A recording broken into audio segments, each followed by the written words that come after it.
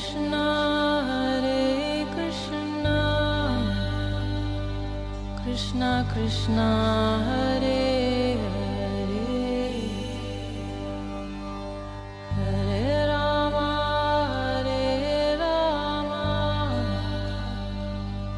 Rama Rama Hare Hare।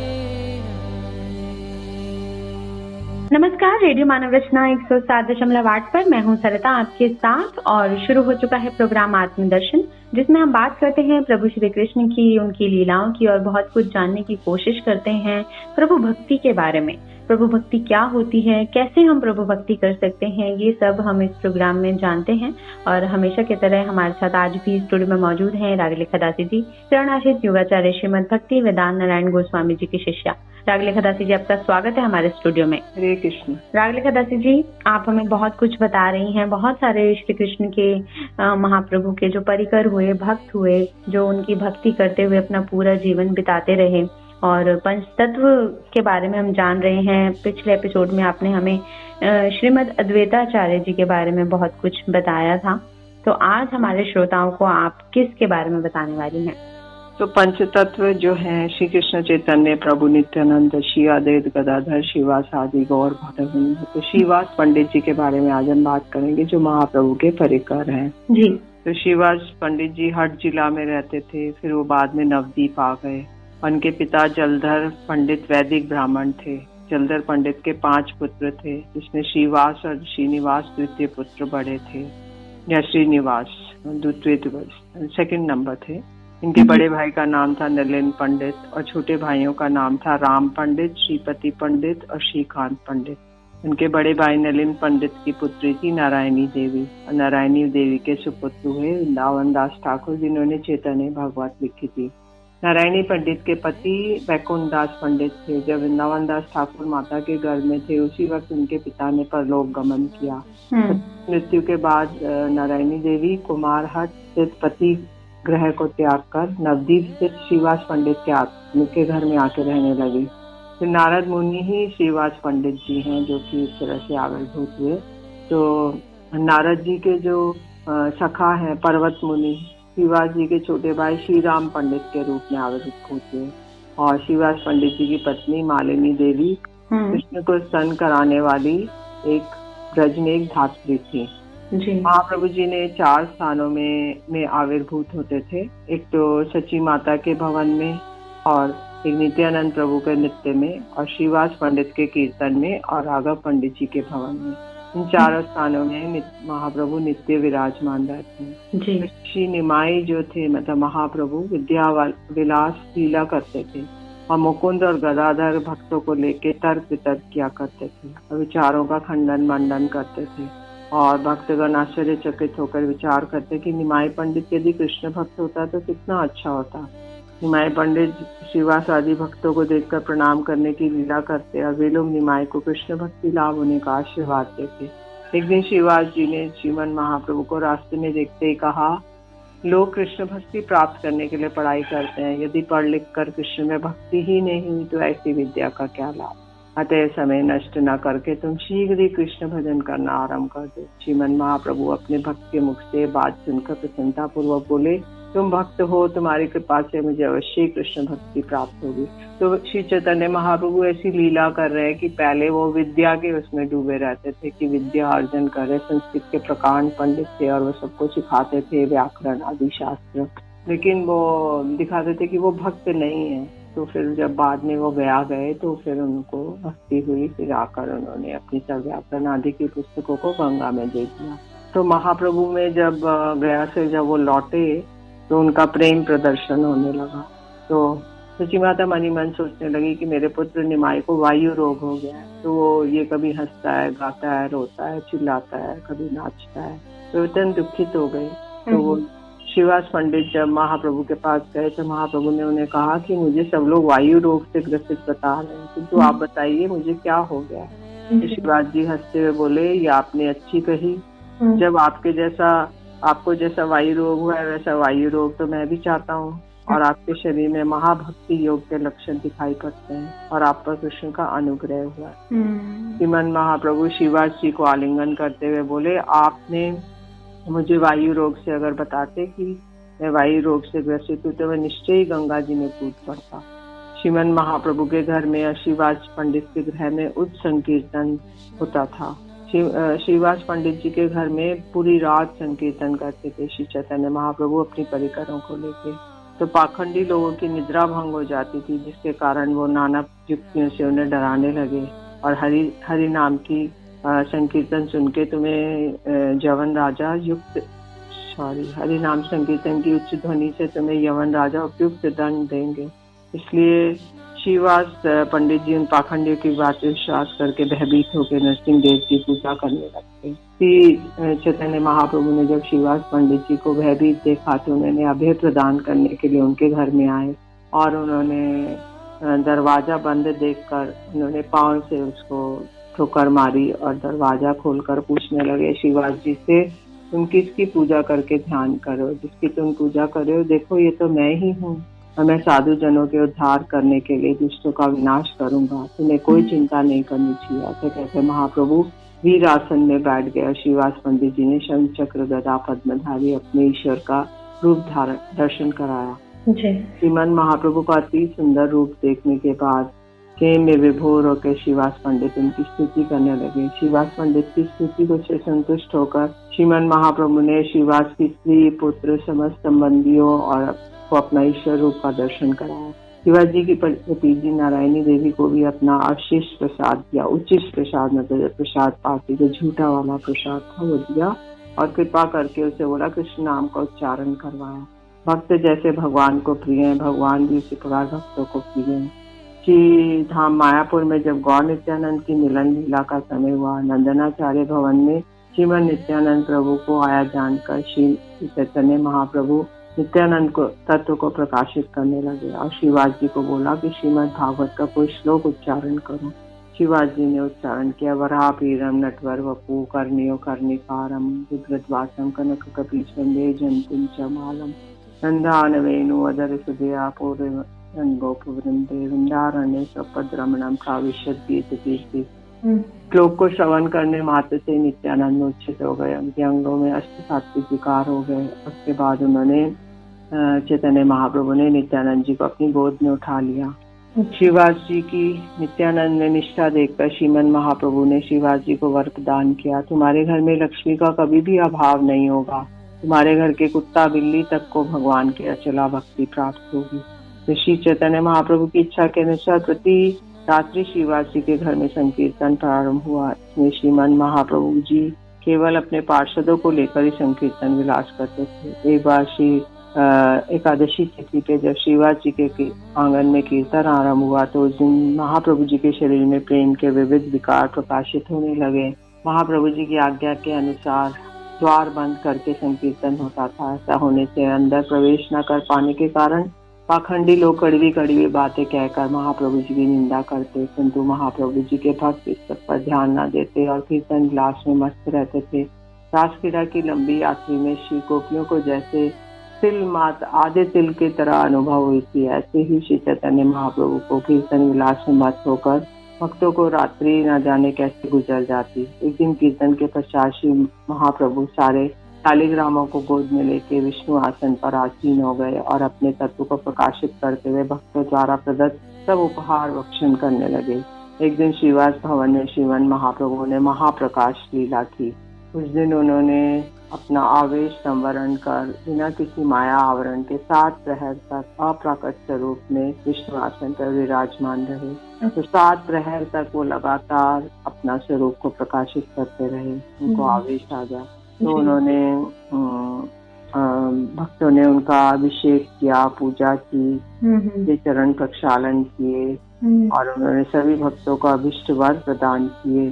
तो एक दिन शिवाजी जी की जो सास थी, उन्होंने प्रभु का कीर्तन देखने की इच्छा थी, वो एक कोने में छिप कर बैठ गई, किंतु महाप्रभु तो जान गए। उनसे नृत्य में आनंद न आने की बात सुनकर वो पुनः पुनः बतलाने लगे। भक्तों के साथ शिवाजी जी को अत्यंत भयभीत और चिंतित देखकर खोजने लगे, घर में कोई बाहर का व्यक्ति तो नहीं आया। सास को घर में छिपी हुई देखकर शिवाजी अत्यंत दुखी हुए। उन्होंने इसे केशों से पकड़कर निकाला और घर के बाहर निकाल दिया। कारण श्रीमन चैतन्य महाप्रभु की कृपा प्राप्त व्यक्ति को छोड़कर अन्य किसी को भी लीला के दर्शन का अधिकार न था। इस चंद्रशेखर भवन में जब महाप्रभु जी की ब्रज लीला का अभिनय किया तब श्रीवास जी ने नारद मुनि की भूमिका निभाई और बाद में महाप्रभु ने लक्ष्मी भाव से सिंहासन पर चढ़कर स्नेहाविष्ट होकर जगत जननी के रूप में सभी भक्तों को स्तनपान करवाया था। महाप्रभु जी के श्रीवास आंगन में पूरे 1 वर्ष तक सारी रात संकीर्तन किया। श्रीवास भवन में जब द्वार बंद होने पर संकीर्तन होता था तो वह उस समय अनेक बहिर्मुख ब्राह्मण लोग वैष्णवों का उपहास करने की चेष्टा करते। श्रीवास घर में प्रवेश न कर पाने के कारण दुर्मुख वाचाल पाखंडियों में प्रधान गोपाल चापाल नाम का एक ब्राह्मण था। उसने श्रीवास जी को अपमानित करने के लिए एक लाल फूल, लाल चंदन, मदिरा का पात्र, देवी पूजा की सामग्री केले के पत्ते के ऊपर रखकर शिवाजी के घर के बंद द्वार के सामने रख दी। सवेरे जब शिवाजी ने द्वार खोला तो सबने देखा कि देखो मैं प्रतिदिन रात के समय भवानी की पूजा करता हूँ। अब तो तुम सब समझ गए मैं शाक्त हूँ। जन लोग ये सब देखकर अत्यंत दुखी हो गया। सफाई कराने वाले को बुलाकर उन्होंने सब मद आदि गंदी वस्तुओं को दूर गिरवा दिया और गोबर से लेपकर उस स्थान को पवित्र किया। इसी वैष्णव अपराध के कारण गोपाल चपाल को कोढ़ हो गया और महाप्रभु जी जब गंगा घाट पर आए तो गोपाल चपाल ने उससे रोग मुक्ति के लिए प्रार्थना की। उसकी प्रार्थना सुनते श्री महाप्रभु क्रोधित होते हुए बोले, अरे पापी भक्त द्वेषी, तेरा उद्धार नहीं करूंगा। करोड़ों जन्म तक तुझे इसी प्रकार कीड़ों से खिलवाऊंगा। तूने श्रीवास जी के आंगन में भवानी पूजन करवाया, तेरा तो करोड़ों जन्म तक औरत नरक में पतन होगा। महाप्रभु जी संन्यास ग्रहण करने के पश्चात जब नीलांचल से अपराध भंजन पाठ कुलिया में गए, उस समय जब गोपाल चपाल ने रोग से मुक्ति के लिए प्रार्थना की तो महाप्रभु जी ने दया आ गई और महाप्रभु जी को दया आ गई और उन्होंने श्रीवास पंडित के पास जाके क्षमा प्रार्थना करने के लिए कहा। वैष्णव के चरणों में अपराध हो जाने से भक्त के पास जाकर क्षमा याचना करनी होती है, तभी अपराध का मार्जन होता है। बिल्कुल, महाप्रभु जो है वो अपने भक्तों से बहुत ही प्रेम करते हैं। कोई गलती हो भी जाए, उन्होंने क्रोध में इतना कुछ कहा लेकिन फिर एक दिन उनको दया आई और उन्होंने उनको सब चीजों से मुक्त कर दिया, रोग मुक्त कर दिया, उनको क्षमा कर दिया। तो बहुत ही सुंदर जो ये प्रसंग चल रहा है श्रीवास पंडित जी का, ये हम जान रहे हैं रागले खदासी जी से। आगे और भी जानेंगे इनके बारे में और किस तरह से महाप्रभु के साथ इन्होंने भक्ति की। तो ये सारी बातें हमें रागले खदासी जी बता रही हैं। तो अभी लेते हैं एक छोटा सा ब्रेक, सुनते हैं एक प्यारा सा भजन, फिर लौट कर आते हैं। आप जुड़े रहिए रेडियो मानव रचना 107.8 के साथ कार्यक्रम आत्मदर्शन में। Feel good, feel live. ऐसी कृपा करो श्री राधे,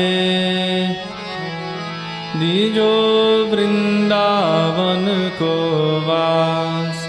ऐसी कृपा करो श्री राधे, दीजो वृंदावन को वास। ऐसी कृपा करो श्री राधे, दीजो वृंदावन को वास। ऐसी कृपा करो श्री राधे, दीजो वृंदावन को वास। ऐसी कृपा करो श्री राधे, दीजो वृंदावन को वास। वृंदावन को वास, दियो हरि भक्तन को साथ।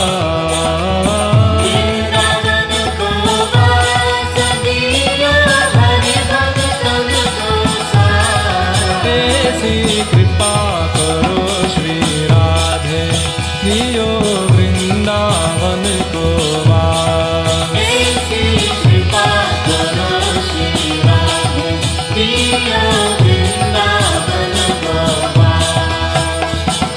भूख लगे भिक्षा कर लाओ, भूख लगे भिक्षा कर लाओ। ब्रजवासिन के टुकड़ा पाओ, ब्रजवासिन के टुकड़ा पाओ। प्यास लगे जमुना जल पी के निधुवन करू निवास। प्यास लगे जमुना जल पी के निधुवन करू निवास। ऐसी कृपा करो श्री राधे, दियो वृंदावन को वास। ऐसी कृपा करो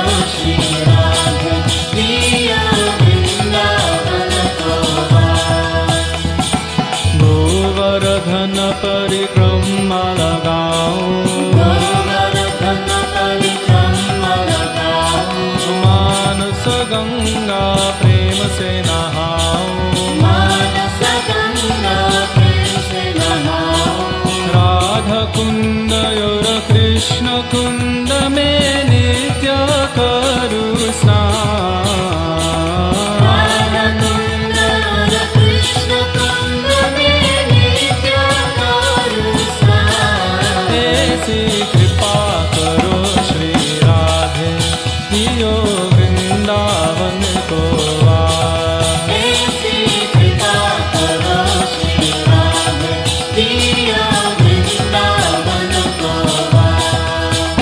ओ नंद गाँव बरसाने जाऊं, नंदगांव बरसाने जाऊं, ओ राधे जी के दर्शन पाऊं, राधे जी के दर्शन पाऊं, गहवर वन परिक्रमा लगाऊं, गहवर वन परिक्रमा लगाऊं, दान कुटी और मान कुटी पे देखूं रास लीला, दानकुटी और मानकुटी पे देखूं रास लीला।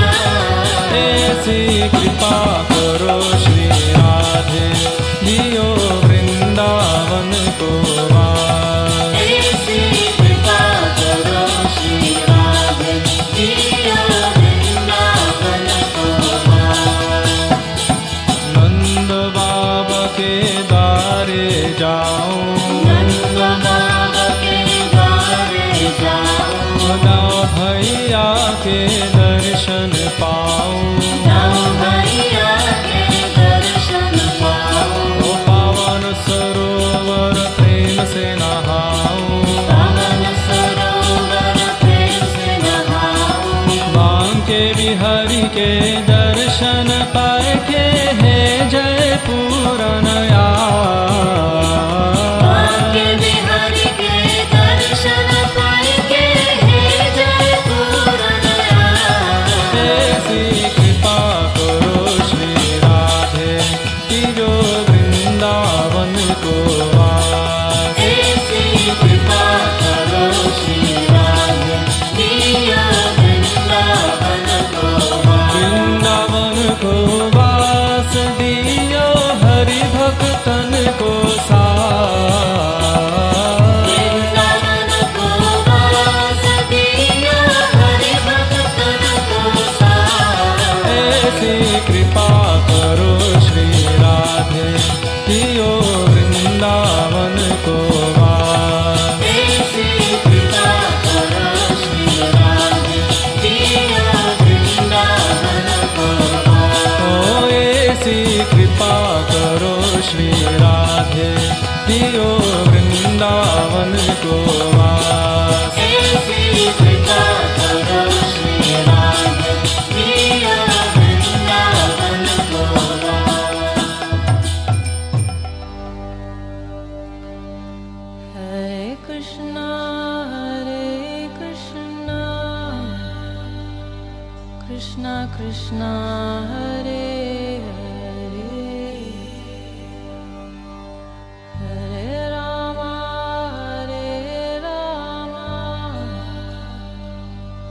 Rama Rama, Hare Hare। स्वागत है आप सभी का एक बार फिर रेडियो मानवरचना 107.8 FM पर। मैं हूँ सरिता आपके साथ और कार्यक्रम चल रहा है आत्मदर्शन, जिसमें हम प्रभु के परिकरों के बारे में जान रहे हैं। चैतन्य महाप्रभु के साथ मिलकर ये 5 तत्व हुए जिन्हें हम पंच तत्व के नाम से जान रहे हैं, और उनमें से एक तत्व जो है वो है श्रीवास पंडित जी। तो किस तरह से प्रभु के साथ वो भक्ति करते थे और प्रभु किस तरह से जब अष्ट सात्विक विकार आते थे तो कैसे अपने भक्तों को दर्शन देते थे, ये सारी बातें हम जान रहे हैं। जी राग रेखा दासी जी, आगे बताइए इनका प्रसंग। एक समय श्रीवास पंडित देवानंद पंडित की भागवत व्याख्या श्रवण करने के लिए गए, तो श्रीवास पंडित जी भागवत श्रवण करके प्रेम में उन्मत्त हो गए और क्रंदन करने लगे। उनके क्रंदन करने पर देवानंद पंडित के पाखंडी छात्रों ने उन्हें सभा से बाहर निकाल दिया। देवानंद पंडित ने अपने छात्रों को ऐसा करने से मना भी नहीं किया, जिससे उनका वैष्णव अपराध हो गया। बाद में सौभाग्यवशता कुलिया में वक्रेश्वर पंडित का संग प्राप्त होने से देवानंद पंडित महाप्रभु को तत्व से अवगत हुए। उन्होंने वैष्णव अपराध के लिए अनुतप किए। उसके बाद उन्होंने श्रीमान महाप्रभु से कृपा प्राप्त की। एक दिन एक दुग्धाहारी ब्रह्मचारी छिपकर प्रभु का कीर्तन विलास दर्शन करने के लिए शिवाज जी से अनुरोध करने लगा। ब्रह्मचारी और सात्विक आहारी जानकर शिवाज जी ने उन्हें घर में ले आए और ब्राह्मण वे छिप कर बैठ गया। और अंतर्यामी महाप्रभु जान गए कि आज कीर्तन में आनंद नहीं आ रहा है, तो किसी बहिर्मुख व्यक्ति ने घर में प्रवेश किया। महाप्रभु जी की बात सुनकर भयभीत भाव से शिवाज पंडित जी बोले, एक दुग्धाहारी ब्रह्मचारी द्वारा आपके नृत्य के दर्शन करने के लिए विशेष आग्रह प्रकाशित करने पर उसकी तपस्या और आरती देखकर मैंने घर में स्थान दिया। महाप्रभु जी क्रोधित हो गए, बोले, कृष्ण में शरणागति के अतिरिक्त दुग्धापान आदि बहिर्मुख तपस्या द्वारा कृष्ण की भक्ति प्राप्त नहीं होती। ब्राह्मण भय से घर से बाहर हो गया और बाहर से आंशिक दर्शन की सौभाग्य की प्राप्ति के लिए अनुरोध करने लगा। परम करुण महाप्रभु जी ने उसको बुलाकर अपने पाद पद्म उसके मस्तक पर रख दिए और तपस्या आदि की दाम्भिकता का प्रदर्शन करने के लिए निषेध किया। श्रीमन महाप्रभु हरिनाम संकीर्तन करने के लिए अनुरोध करने पर भी सभी भक्त मृदंग शंख आदि के साथ उच्च संकीर्तन करने लगे। विषयी व्यक्ति इसको मनोरंजन के लिए होने वाला नाचना गाना समझकर वे सब समय महामाया की पूजा समझकर कटु उक्ति के भक्तों की निंदा करने लगे। दैव क्रम से उसी समय जिले के शासक काजी उस समय के रास्ते से गुजर रहा था। वे कीर्तन के शोर से परेशान व क्रोध होकर शिवास आंगन में आकर मृदंग तोड़ दी और किसी व्यक्ति को मारा भी। भक्तों को चेतावनी देते हुए कहा, यदि पुनः कीर्तन किया तो मैं अधिक सजा दी जाएगी। दुष्टों को लेकर काजी जब चारों तरफ कीर्तन के लिए रोक लगाने लगा तो पाखंडियों को खूब आनंद हुआ और आनंदित होकर नाना प्रकार से भक्तों का उपहास करने लगे। महाप्रभु जी ने क्रोध प्रकाश किया क्योंकि कीर्तन में बाधा उत्पन्न हो गई। सब भक्तों को उन्होंने निर्भयता पूर्वक मशाले लाने को कहा एक दिन, और मशाले जलाकर वो नृत्य करते करते गंगा के किनारे वाले रास्ते पर चलने लगे। लाखों स्त्रियां, वृद्ध, बालक सभी अपने अपने घरों के कामों का परित्याग करके संकीर्तन करते करते महाप्रभु जी के पीछे पीछे चल पड़े। संकीर्तन की ध्वनि सुनकर पाखंडियों के हृदय कांप गए। लाखों हिंदू आ रहे हैं ये जानकर जो काजी था चांद काजी भयभीत होकर घर में घुस गया। महाप्रभु जी उसके घर गए और बड़े प्यार से सभ्य व्यक्ति की तरह से बुलाने लगे। उनके प्रीति पूर्वक बुलावे से आकृष्ट होकर चांद काजी बाहर आया और नीलांबर चक्रवर्ती के साथ गांव के संबंध से उन्होंने चैतन्य महाप्रभु को अपना भांजा संबोधन किया। नीलांबर चक्रवर्ती जो चैतन्य महाप्रभु के नाना जी हैं, तो उन्होंने बोला, तुम हम एक ही गांव के हैं, इसलिए तुम मेरे भांजे हुए।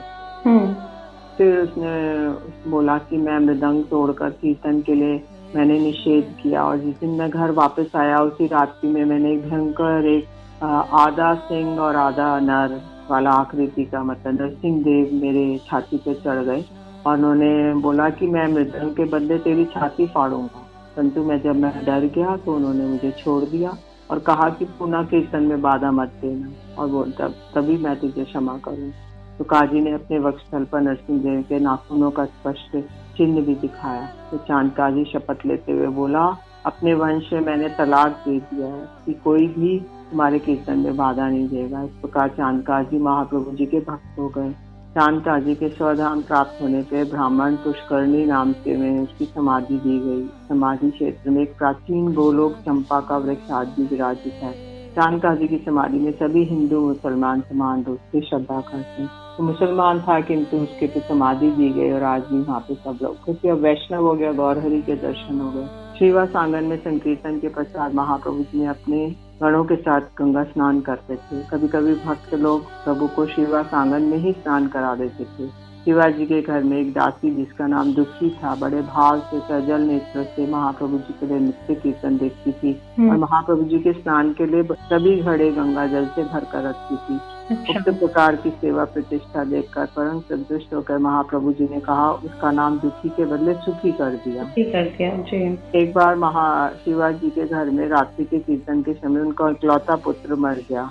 पुत्र के वियोग में घर की स्त्रियां रोने लगी। स्त्रियों का क्रंदन सुनकर शिवाजी तुरंत अंदर गए और क्रंदन रोकने के लिए महिलाओं को कहने लगे कि यदि तुम लोग रोगी तो मैं गंगा में कूद के अपने प्राण विसर्जन कर दूंगा। तो महाप्रभु कहने लगे आज मेरा चित्त बड़ा कुछ उद्विग्न हो रहा है। तो पंडित बोले, शिवाजी कहते हैं, हे प्रभु जिस घर में आपका सुप्रसन्न श्रीमुख हो वहाँ भला क्या दुख हो सकता है। बाद में भक्तों ने कहा, प्रभु शिवाजी का इकलौता पुत्र आधी रात को गुजर गया। महाप्रभु जी ने कहा, इतने समय तुमने मुझे क्यों नहीं बताया। प्रभु अपना कीर्तन में आपके बाधा होगी इसलिए शिवाजी ने बताने के लिए मना कर दिया। इस प्रकार प्रेमी भक्तों को मैं छोड़कर जाऊंगा, ऐसा कहकर महाप्रभु जी आंसू बहाने लगे। उसके पश्चात मृत शिशु के पास गए और उससे पूछा, ओहे बालक, तुमने शिवा जैसे भक्त के घर को छोड़कर अन्यत्र जाने की इच्छा क्यों की। इस पर मृत शिशु बोला, जिस दिन मेरा शिवाजी के घर में रहने का जितने दिन समय था मैंने उतने दिन यहाँ गुजारे। अब आपकी इच्छा के अनुसार मैं अन्यत्र कहीं और जा रहा हूँ। मैं आपका नित्य अनुगत और स्वतंत्र जीव हूँ। मैं आपकी इच्छा के विरुद्ध में कुछ नहीं कर सकता। आप मुझ पर ऐसी कृपा कीजिए जिससे मुझे कभी भी किसी के अवस्था में आपके पाद पद्मों की विस्मृति ना हो। शिशु के मुख से ऐसी बातें सुनकर शिवास के परिवार वर्गों को दिव्य ज्ञान हुआ। उन्होंने शोक दूर किया। महाप्रभु ने शिवाजी से कहा, अब मैं और नित्यानंद प्रभु तुम्हारे 2 पुत्र हैं, हम कभी भी तुमको छोड़कर नहीं जाएंगे।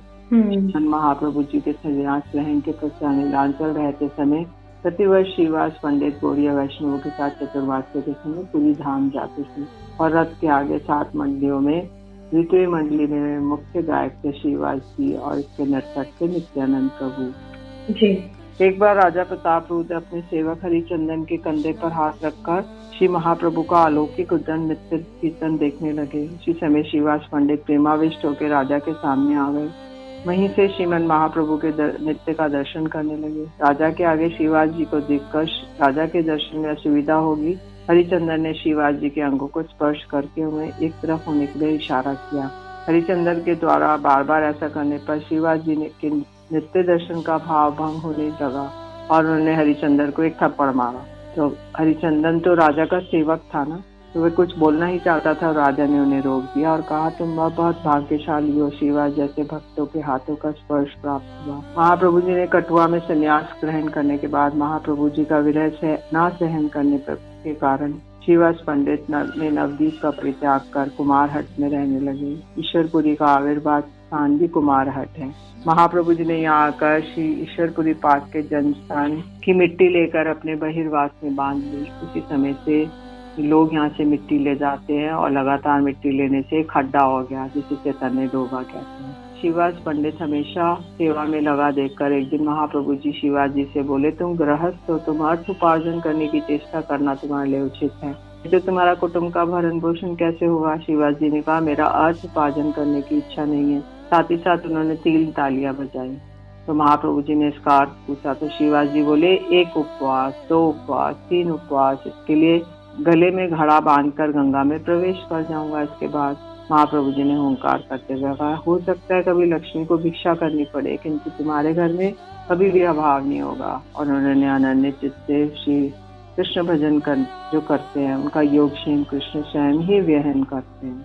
तो श्री चैतन्य चैत्र कृष्ण अष्टमी तिथि में श्रीवास पंडित जी का आविर्भाव आषाढ़ कृष्ण दशमी के दिन उनका तिरोभाव तिथि मनाई जाती है। जी, बहुत ही सुंदर प्रसंग हमने जाना श्रीवास पंडित जी का कि किस तरह से प्रभु भक्ति में जीवन बिताना और क्या क्या चीजें उस वक्त होती थी, कैसे कैसे ज्ञान जो है प्रभु वो दे जाते थे अपने भक्तों को, किस किस रूप में उनको बहुत कुछ समझा जाते थे, ये सब हमने जाना। और श्रीवास पंडित जी का ये प्रसंग भी बहुत अच्छा था, बहुत ही खूबसूरत।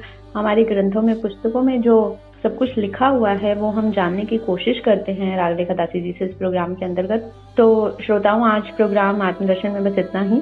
अगले एपिसोड में और भी जानेंगे और कौन से परिकर की कथा हमारे लिए राग रेखा दासी जी लेकर आएंगे। इसे जानने के लिए आप हमारा एपिसोड जो है जरूर सुनते रहिए। तो आज के लिए बस इतना ही। तो राग रेखा दासी जी आपका बहुत बहुत शुक्रिया हमारे स्टूडियो में आने के लिए। हरे कृष्ण। तो आज के लिए हमें दीजिए इजाजत और सुनते रहिए रेडियो मानव रचना 107.8 FM पर आने वाले और भी प्रोग्राम्स को। Feel good, feel live.